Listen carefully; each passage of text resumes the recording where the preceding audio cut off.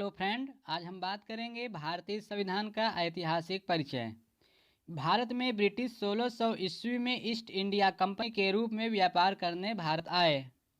महारानी एलिजाबेथ प्रथम के चार्टर द्वारा इन्हें भारत में व्यापार करने का विस्तृत अधिकार प्राप्त हुआ। इन्होंने 1765 ईस्वी में बंगाल, बिहार और उड़ीसा के राजस्व दीवानी न्याय के अधिकार प्राप्त कर लिए और इस तरह से धीरे धीरे पूरे भारत को अपने अधीन करते चले गए। स्वतंत्रता मिलने तक भारत में ब्रिटिशों का शासन चलता रहा। 15 अगस्त 1947 को भारत स्वतंत्र हुआ और इस दिन तक भारत में ब्रिटिश का शासन चलता रहा। स्वतंत्रता मिलने के पश्चात देश चलाने के लिए एक संविधान की आवश्यकता थी, जिसका निर्माण भारत के स्वतंत्र होने से पहले ही शुरू हो गया था। इसके लिए संविधान सभा का गठन 6 दिसंबर 1946 को हुआ। हमारे भारतीय संविधान में ब्रिटिश शासन की अनेक विशेषताओं को ग्रहण किया गया है। भारतीय संविधान में ब्रिटिशों के इन शासन व्यवस्थाओं से ली गई प्रमुख विशेषताओं का अध्ययन 2 भागों में किया जाता है। पहला, कंपनी का शासन जो 1773 से 1858 तक चलता है, सैनिक विद्रोह तक। सम्राट का शासन 1858 से 1947 तक चलता है। आइए हम देखते हैं कंपनी के शासन के अंतर्गत कौन कौन से अधिनियम व रेगुलेटिंग एक्ट लाया गया था। इसमें से सबसे पहला 1773 का रेगुलेटिंग एक्ट था।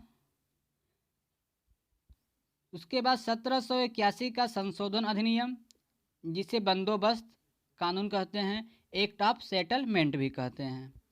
1784 का पिट्स इंडिया एक्ट, 1786 का अधिनियम, 1793 का चार्टर अधिनियम, 1813 का चार्टर अधिनियम, 1833 का चार्टर अधिनियम, 1853 का चार्टर अधिनियम।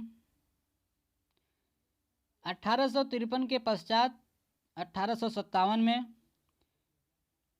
सैन्य विद्रोह हो गया, जिसके उपरांत भारत में ब्रिटिश शासन प्रणाली को ब्रिटिश के इंग्लैंड के राजा ने अपने हाथ में सत्ता को ले लिया, जिन्होंने 1858 से 1947 तक भारत को अपने शासन व्यवस्था से चलाते रहे। इसमें से प्रमुख रूप से जो अधिनियम है, आइए देखते हैं। 1858 का भारत सरकार अधिनियम, 1861 का भारत परिषद अधिनियम, 1892 का भारत परिषद अधिनियम, 1909 का भारत परिषद अधिनियम, 1919 का भारत शासन अधिनियम, 1935 का भारत शासन अधिनियम। उसके उपरांत भारतीय स्वतंत्रता अधिनियम 1947। जैसा कि आप सभी जानते हैं कि संविधान के निर्माण के पश्चात कुछ आलोचकों ने संविधान के बारे में बोला था कि संविधान 1935 का भारत शासन अधिनियम का कार्बन कॉपी है। फ्रेंड्स, ये जो सभी ऊपर के अधिनियम थे, इन अधिनियम के विशेषताओं को भारतीय संविधान में सम्मिलित किया गया है, इसलिए इनका नाम जानना अति आवश्यक था।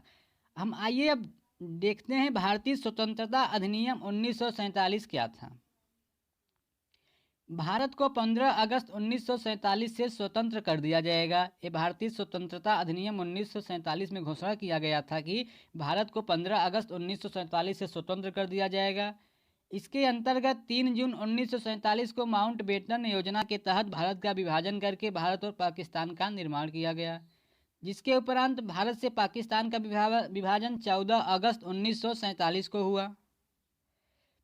स्वतंत्रता के समय भारत और पाकिस्तान स्वतंत्र डोमिनियन संप्रभु राष्ट्र थे। स्वतंत्र हो गए थे बट ब्रिटिश का डोमिनियन थे, संप्रभु भी थे। इसके बावजूद भी ब्रिटिश डोमिनियन थे और इनको ब्रिटिश राष्ट्रमंडल से अलग होने का अधिकार भी था। ये अधिकार किस अधिनियम के द्वारा मिला था? भारतीय स्वतंत्रता अधिनियम 1947 के द्वारा। दोनों देश के संविधान सभा को अपने देश के लिए स्वतंत्र होकर संविधान बनाने का अधिकार था। वह किसी भी देश के संविधान से अपने संविधान का निर्माण कर सकते थे। इस सभी छूट भारतीय स्वतंत्रता अधिनियम 1947 के अंतर्गत प्राप्त हुआ था और ब्रिटिशों के किसी भी कानून को समाप्त कर सकते थे। यहाँ तक कि भारतीय स्वतंत्रता अधिनियम 1947 में भी वो बदलाव कर सकते थे ये पावर भारत को उतने समय भारतीय स्वतंत्रता अधिनियम 1947 के अंतर्गत ब्रिटिशों द्वारा दिया गया था। इस अधिनियम के द्वारा देशी रियासतों को यह अधिकार दिया गया कि चाहे वे भारत या पाकिस्तान में सम्मिलित हो जाएं या फिर स्वतंत्र भी रह सकते हैं। इसी अधिकार के माध्यम से जम्मू कश्मीर, जूनागढ़ व हैदराबाद किसी भी देश में सम्मिलित नहीं हुए थे, अपने आप को स्वतंत्र रखे थे, जिनको बाद में भारत में अधिग्रहित कर लिया गया आर्टिकल 2 के अंतर्गत। 15 अगस्त 1947 के मध्य रात्रि 12 बजे से भारत को एक स्वतंत्र संप्रभु डोमिनियन राष्ट्र घोषित कर दिया गया।